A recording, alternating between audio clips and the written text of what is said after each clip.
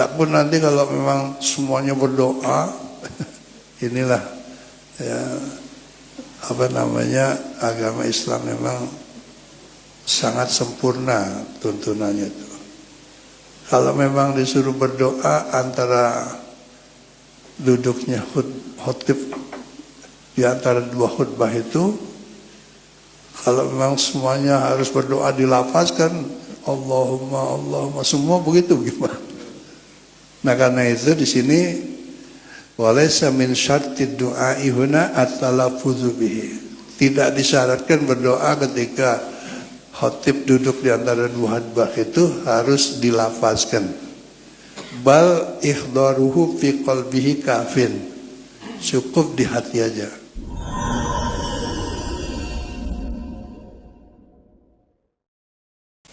Tapi tentunya yang paling kita perluin ya, yang emergensi lah gitu. Mohon pada Allah yang betul-betul kita sangat betul-betul ya membutuhkan atau memerlukannya gitu. Terutama tentunya kita mohon ya anak keturunan kita bisa dijadikan orang-orang yang soleh dan soleha gitu. Jadi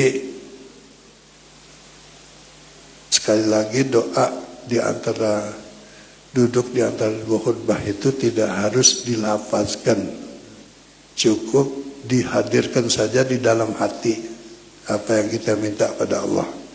Ikhdaru fi qalbi kafin gitu, cukup dengan cara seperti itu. Yang berikutnya ada mutakhatir riqab.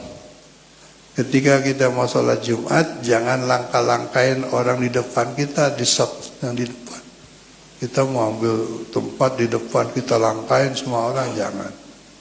Itu menyalahi sunnah ya. Karena kita udah tahu di belakangan. Kecuali nggak langkahin orang, nggak apa-apa. Yang ke-19 yang terakhir adalah al-masyu ilaiha ma'as-sakinati wal waqar. Ketika menuju ke tempat sholat Jumat, hendaknya betul-betul dengan tenang ya, dan punya wibawa ya, apalagi kita berpakaian yang lengkap, yang bagus ya, jangan ke orang buru-buru gitu ya, tenang jalannya gitu, apalagi sambil zikir ya. Itu bagian daripada sunnah secara umum ya. Ada lagi as-sunnanul mukhtassatu bil khatibi wal imam, sunnah khusus untuk khatib dan imam ya. Pertama, antakuna al-khutbatu alal minbari au ala murtafa'in.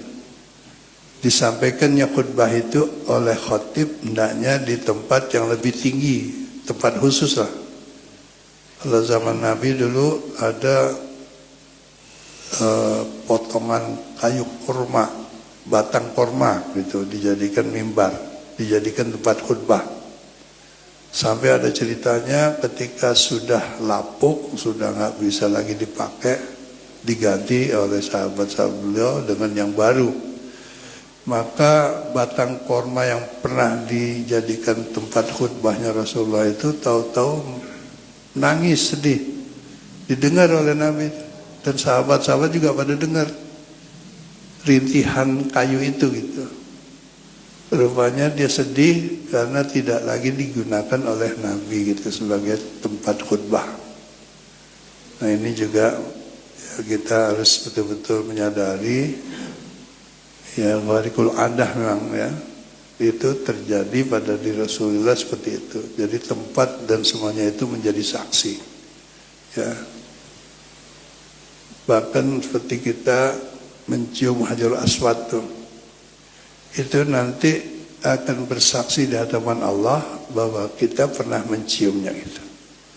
Walaupun Sayyidina Umar pernah ngomong innaka la tadur wa la tanfa. Laula ra'aitun nabiyya qabbalaki ma qabbaltuki. Kalau saya tidak pernah melihat Nabi saya mencium kamu, saya nggak bakalan mau mencium kamu gitu. Ya, Karena batu Hajar Aswad itu tidak ada manfaatnya, kata Sayyidina Umar. Tidak memberi mudarat juga. Cuman Sayyidina Ali mendengar komentar Sayyidina Umar seperti itu, akhirnya diluruskan. Ini semangatnya Sayyidina Umar itba kepada Rasul gitu. Nggak pakai otak lagi. Tapi ternyata Sayyidina Ali lebih cerdas dalam hal ini. Mengatakan, tidak ya Umar, pasti ada manfaatnya.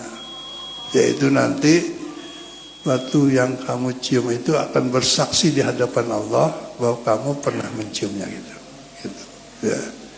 Jadi menunjukkan Sayyidina Ali betul-betul orang yang luar biasa.